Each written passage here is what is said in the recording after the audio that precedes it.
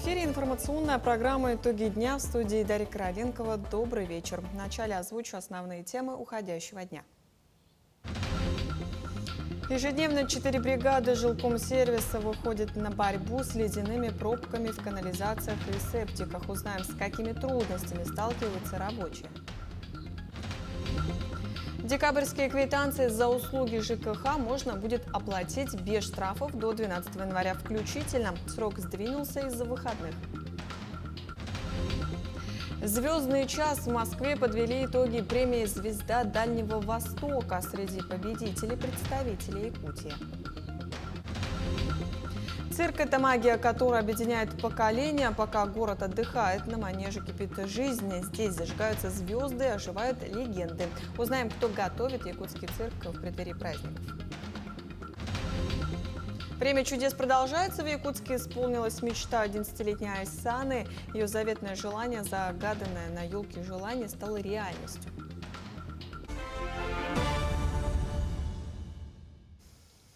Владимир Путин утвердил указ, согласно которому в 2026 году на военную службу будут призваны более 260 тысяч граждан в возрасте от 18 до 30 лет. Главной особенностью предстоящей кампании станет ее круглогодичный характер. Мероприятия по призыву будут проводиться с 1 января по 31 декабря. При этом отправка новобранцев в части сохранит сезонность и пройдет в 2 этапа – весной и осенью. Также в документе уточнены правила работы с единым реестром. Срок явки по повестке составит 30 дней с момента ее публикации в цифровой системе. Якутия вошла в топ-5 регионов России и сохранила лидерство в ДФО по темпам газификации. С 2021 года возможность подключения к газу получили более 10 тысяч семей, что стало значительным перевыполнением президентского плана. В 2026 году голубое топливо придет в 5 населенных пунктов Алекминского, Ленского, Алданского и Мирнинского районов. Также начнется первый этап строительства объектов газовой инфраструктуры на левобережье Вилюя, Верхневилюйском улусе с перспективой выхода на Нюрбинский улус.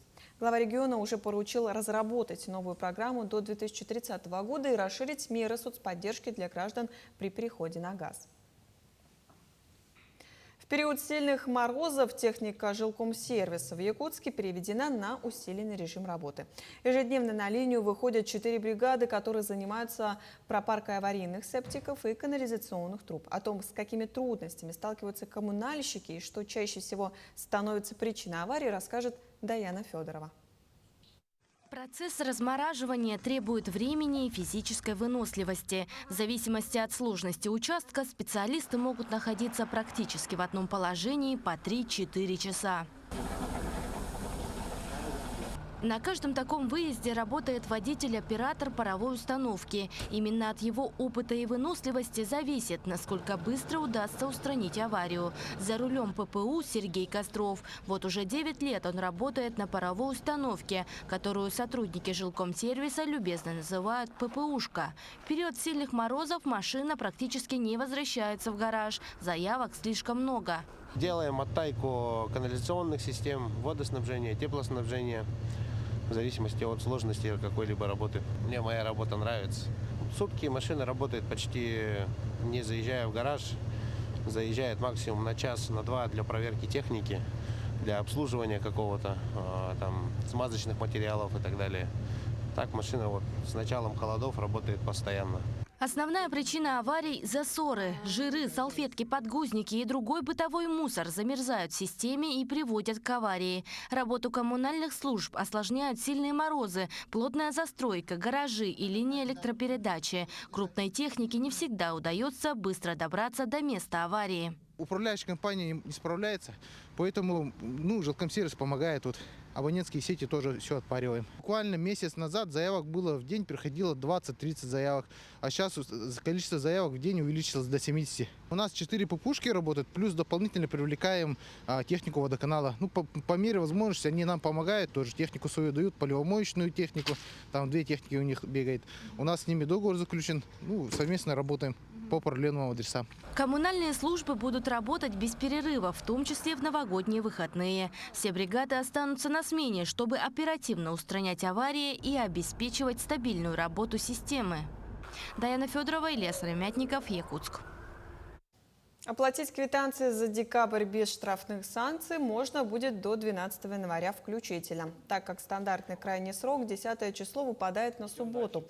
Как пояснил зампред комитета Госдумы по строительству и ЖКХ Владимир Кошелев, пени начнут начисляться только с февраля, поэтому россияне могут спокойно совершить платеж через онлайн-сервисы, круглосуточные банкоматы или в дежурных отделениях банков, которые возобновят работу в праздничные дни.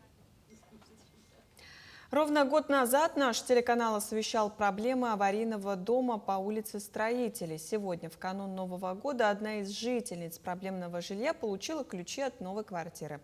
Подробнее расскажет Вероника Таюрская. Настоящий новогодний подарок получила жительница Якутска Галина Арышева. За несколько дней до Нового года пенсионерки позвонили из департамента жилищных отношений мэрии Якутска и предложили квартиру в каменном благоустроенном доме. Да, настоящий новогодний огонь, это вообще новогодний, настоящий, шикарный новогодний подарок. Даже не ожидая вообще ничего подобного, думали в течение года, это, пожалуйста, раз и все. Прямо радость, конечно. Переполняет, конечно. Сейчас всем позвоню, скажу, что мне дали квартиру, оформлюсь и все. Напомним, в каких условиях приходилось жить пенсионерке. Дом был признан аварийным в 2019 году. Жители ждут переселения, но когда оно будет, неизвестно. Сам дом имеет износ 81%. Здание находится в критическом состоянии. В квартире, где живет героиня сюжета, уже давно образовались щели, из которых дует. Потолок может рухнуть на головы проживающих в любой момент. Полы в квартире подняты на более чем в 10 сантиметров из-за постоянной воды под ними. А вся мебель, в том числе унитаз с ванной, стоят на досках. Шкаф в одной из комнат служит подпоркой для стены. Ну, как я живу? Под домом вода, лед. На стенах зайчики. Ой, холодно, все замерзло, все в пленке, окна затянуты, вообще холодно. Сплю в одежде с обогревателем. Вот так и живу сейчас. Очень плохо, конечно, что говорить-то. А то там дышать тяжело. Вот я представляю, что будет сейчас весной, когда все это растает, и какие будут грибки, какой запах. Вот это да. Я никому не сопоставлю, никому этого не желаю. Вот честное слово, это тяжело очень в таких условиях жить. Для того, чтобы получить новую, а самое главное, благоустроенную квартиру в каменном доме, Галине Арышевой пришлось пройти кучу инстанций. Но что именно послужило быстрому решению ситуации, постановление суда, заявление в прокуратуру или вышедшие в эфир наши материалы остается загадкой. Не знаю, ну что-то помогло. Сказали, что моя очередь подошла, якобы. Ну, сказали, нет, все. Я ничего не имела против, ради бога. А то мы все уже и в прокуратуру везде писали. Все, я думаю, все это вкупе помогло получить эту благоустроенную квартиру. Новогоднее чудо случается, в него надо просто верить. И, конечно же, действовать, как героиня нашего сюжета. Вероника Таюрская, Семен Семенов, Якутск. Предприятие «Тасюряхнефтегазодобыча», которое входит в нефтяную компанию «Роснефть», в этом году отмечает 25 лет с момента основания. В рамках юбилея для журналистов организовали пресс-тур на Среднебутовинское нефтегазоконденсатное месторождение, где «Тасюряхнефтегазодобыча» ведет свою деятельность. Журналистам продемонстрировали производственные объекты и рассказали о новых технологиях, которые применяют для увеличения добычи нефти. Первый объект – газокомпрессорная станция высокого давления. Данная станция предназначена для утилизации попутного нефтяного газа в пласт недокачиваемый для поддержания пластового давления. И совместно с этим мы обеспечиваем объекты генерации подготовленным газом для выработки электроэнергии и обеспечения жизнедеятельности всего нефтепромысла. Далее на очереди электростанция собственных нужд ЭСН-2, которая обеспечивает электроэнергией все месторождение. Масштабное и высокотехнологичное предприятие требует больших энергетических ресурсов, поэтому рациональное потребление – один из приоритетов нефтяников. Далее по маршруту кустовая площадка с буровыми установками. У нас на текущий момент на месторождении в эксплуатационном бурении задействовано 8 буровых бригад. В этом году у нас успешно были пробурены скважины с применением технологии радиального вскрытия пласта. Это новая технология, отечественная технология. Так как значительная часть запасов среднебатуобинского месторождения расположена в пластах с обширной газовой шапкой, эта технология далеко не единственная в арсенале нефтяников. Это применение организации системы ППД в подгазовой зоне, применение автономных систем устройств контроля притока, глубинная сейсмика, внедрение цифрового месторождения позволяет добиться более высокой производительности труда нефтяников. Также Артем Демочкин отметил, что ежегодно предприятие демонстрирует стабильно высокие производственные показатели, оставаясь крупнейшей нефтегазовой компанией Якутии. В этом году накопленная добыча превысила 40 миллионов тонн нефти. Сегодня на предприятии трудится более 2000 высококлассных специалистов, из них 1400 вахтовым методом. На месторождение прилетают нефтяники из 40 регионов России, очень много из республики. Роман Иванов из Сунтарского района работает на предприятии год. Он оператор по добыче нефти и газа. Отбираем пробы по графику или согласно контрольных проб. Ручные замеры, вывод на режим скважин, смотрим за оборудованием. ТАСС «Юрях» нефтегазодобыча уделяет особое внимание и подготовке молодых кадров для нефтедобывающей отрасли благодаря действующей корпоративной программе «Школа, колледж, вуз, предприятие». Открыты Роснефть-классы по всей республике, в том числе и в Ленске. Не меньше внимания уделяется и комфорту нефтяников на вахте. Благоустроенное общежитие, столовая, спортивно-оздоровительный комплекс с бассейном, тренажерным залом, сауной и медицинским кабинетом. Социальная инфраструктура нефтепромысла комфортная и современная. В этом году для нефтяников установили информационные киоски с выходом на внутренний портал предприятия, на котором можно познакомиться с новостями компании, социальными программами и другой полезной информацией. Котельная фабрики номер 14 в Айхале получила долгожданный апгрейд. Отработавший свой срок резервуар для горячей воды заменили. Новый стальной бак вмещает до 50 кубометров воды. Демонтажом старой емкости и установкой новой занялась подрядная организация. Замену провели в штатном режиме без остановки производственных процессов фабрики. Это у нас будет резервная емкость на случай вывода в резерв либо в ремонт. Эти резервуары служат для аккумулирования горячей воды и для подачи ее на потребителя. Волонтеры общественного движения «Якутия с тобой» подарили детям праздник. Вручили 25 подарков детям из 7 мобилизованных из Якутска. Это стало частью большой работы по поддержке военнослужащих и их близких. Все подробности далее. Светлана Филиппова – многодетная вдова мобилизованного в 2021 году Петра Филиппова. Внимание и поддержка добровольцев всегда важны, отмечает многодетная мать. От имени семей участников СВО из республики благодарю вас. Хочу, чтобы все в этом мире были счастливы. Пусть СВО закончится, война прекратится. То, что есть такая поддержка, очень хорошо. В сложное время нам помогли, и я благодарна. Наш папа попал в мобилизацию первого призыва и, к сожалению, отслужив 9 месяцев, погиб. Добровольцы активно занимаются сбором и отправкой гуманитарной помощи, шьют вещи и упаковывают подарки для военнослужащих. Пенсионеры вложили сладости, теплые вещи, письма с пожеланиями, уху и другие местные деликатесы. Волонтеры накануне тоже отправили свои подарки, более 150 подарков участникам СВО. И, значит, ребята сейчас, наверное, уже получили эти подарки и радуются за всех, за нас. У меня третье ранение за 3 года. И каждый раз волонтеры меня всегда находили, помогали и так относятся к каждым ребятам. Так что за это низкий поклон всем волонтерам. Мы находимся там, чтобы здесь люди не чувствовали этого, во-первых.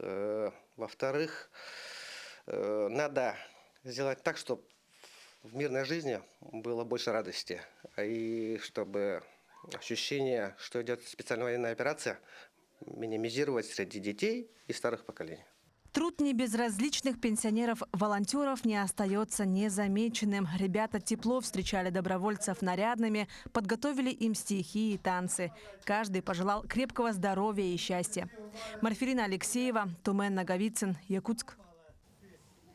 Якутский проект признали одним из лучших в регионе. В Москве подвели итоги общественно-деловой премии «Звезда Дальнего Востока». Ее вручают представителям бизнеса, журналистам, волонтерам, участникам программы «Гектар». Какой проект из нашей республики покорил жюри, узнаем в следующем материале. И для награждения приглашается Ялиян Лидия Андреевна, автор проекта «Ямщицкое подворье». Якутский проект «Ямщицкое подворье» стал лучшим в номинации «Гектар Победы». Этот этнографический туристический комплекс находится в селе Синск Хангаласского улуса. Уже 5 лет здесь сохраняют историю родного края и знакомят с особенностями жизни на почтовом тракте 19 столетия. Приезжающие могут окунуться в атмосферу аутентичности, посмотреть на экспонаты в музее именно того периода, старинные, посмотреть, что такое кашовка, что такое сани, вообще музей истории и быта ямщиков. Надеюсь, что в будущем этот проект будет расширяться, масштабироваться и привлечет еще много туристов. Цель премии «Звезда Дальнего Востока» – это поддержка активных граждан, компаний и организаций, чья работа вносит значительный вклад в социально-экономическое развитие макрорегиона. В этом году ее вручали уже в 8-й раз. До финального голосования было допущено 150 проектов в 9 номинациях. Для меня честь трудиться уже 12 лет в команде Юрия Петровича Трутнева. И за это время мы сопровождали, помогали без преувеличения тысячам проектов, которые реализуются на Дальнем Востоке и в Арктике. Но среди этих тысяч проектов есть особенно яркие звезды. И для меня лично эти звезды – это те люди, которые берут на себя смелость, берут на себя ответственность, задуманное претворять в жизнь. В этом году в число призеров попали и другие наши земляки. Это компания «Саходрон», «Жатайская судоверфь», а также проект горно-обогатительного комплекса в Южной Якутии. Авторы премии традиционно отмечают и работу представителей СМИ. В номинации «Красная строка» среди лучших оказалась якутская журналистка Юлия Бочкарева. Максим Кардозу, Виктор Олесов, Москва. Волшебство, которое объединяет новогодние выходные, время, когда особенно хочется окунуться в атмосферу сказки. И цирк, как ни одно другое место, способен подарить зрителям настоящее чудо. Моя коллега Надежда Саханская побывала на представлении и узнала, чем живет цирковая арена в праздничные дни.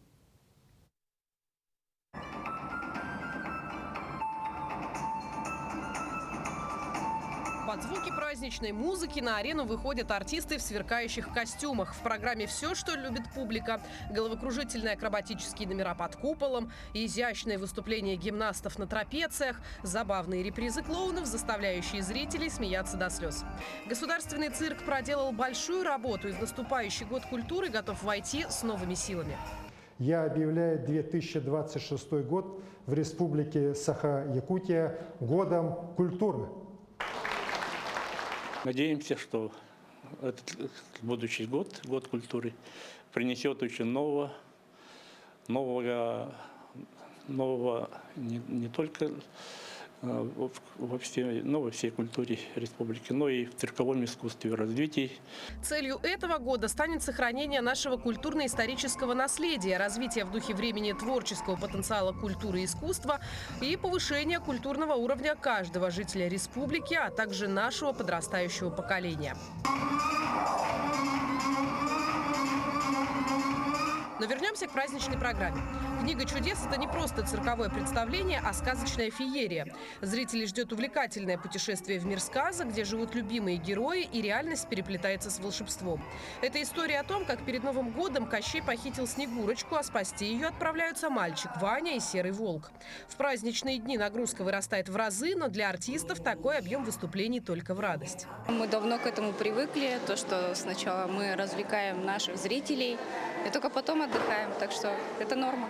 Изюминка постановки – акробатический этюд «Жар-птицы», где этого сказочного персонажа мало того, что изображают сразу две артистки, так и связку держать приходится в прямом смысле зубами. Исполнение номера, сложность, в зубнике. Я делаю зубник. Это получается, я держусь зубами за зубник. Они меня поднимают наверх, я кручусь в это время. И это все происходит в крутке. Подарить себе и детям незабываемое путешествие в сказочный мир можно до 11 января. Проход для зрителей в возрасте до 3 лет бесплатный, но без предоставления отдельного места. Новогодние выходные в цирке – это не просто времяпрепровождение, а самый настоящий праздник души, потому что каждый здесь найдет что-нибудь для себя. Так, например, дети – восторг и удивление, а взрослые – радость и, возможно, даже ностальгию по детству. Ведь цирковое искусство – это магия. В этом и заключается главный секрет, где главная награда – смех. Надежда Саханская, Нургун Старостин, Якутск. Всем привет! Ни одна встреча Нового года не обходится без мысли о минувшем. И некоторые специалисты отмечают, вспоминать о прошлом даже полезно, ведь порой грусть мотивирует к личностному росту. Вспомнить былое перед Новым годом отправилась и наш корреспондент Саргалана Неустроева. В ретро-музее Елены Филипповой в селе Табага представлено больше 300 различных экспонатов. Это и одежда, и техника, и предметы быта с детскими игрушками. И все до боли знакомое. Чем-то пользовались вы, а чем-то ваши старшие родственники. Впрочем, сейчас ретро-эстетикой никого не удивить. Цепляет экспозиция совсем другим. Самая главная особенность этого музея в том, что экспонаты здесь можно не только потрогать, но и примерить, и даже включить.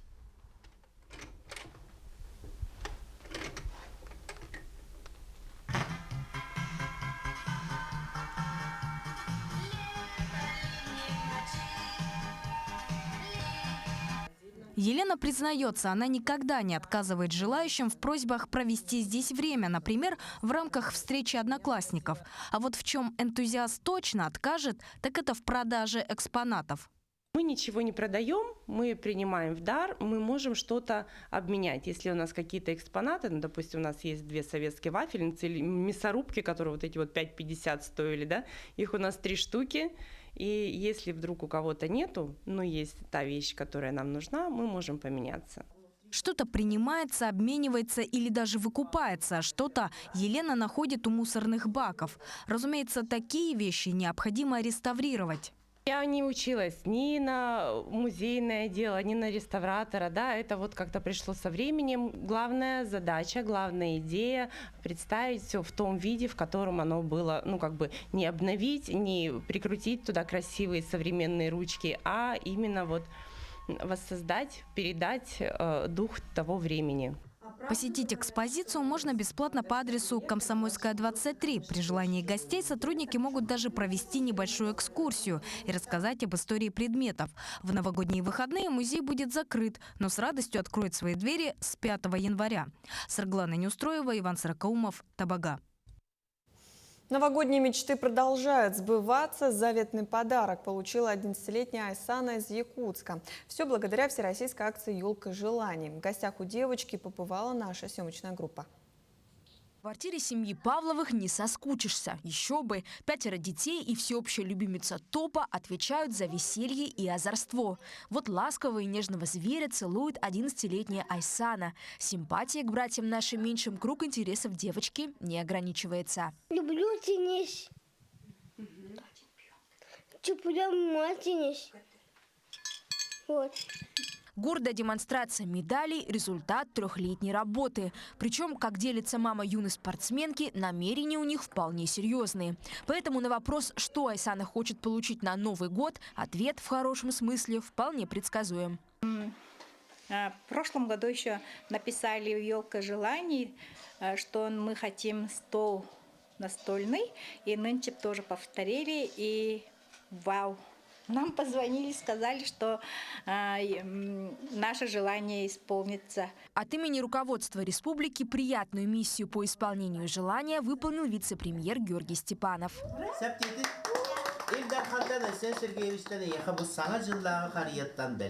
Не забыли и о других Павловых. Каждому ребенку досталось по вкусному и сладкому подарку. Ну а потом, конечно, обязательный рассказ о спортивных успехах. Сам стол доставят уже сегодня вечером. Стоять просто так он точно не будет. Айсана готовится к январским соревнованиям «Теннис без границ». Ну а присоединиться к акции, благодаря которой у девочки осуществилась мечта, может любой. Достаточно перейти на сайт елкажеланий.рф и подать заявку. Ржина Гармаева, Артумен Наговицын, Якутск. Таким увидели этот день наши корреспонденты. Ну а я с вами прощаюсь. Всего доброго, с наступающим Новым годом и до встречи в эфире.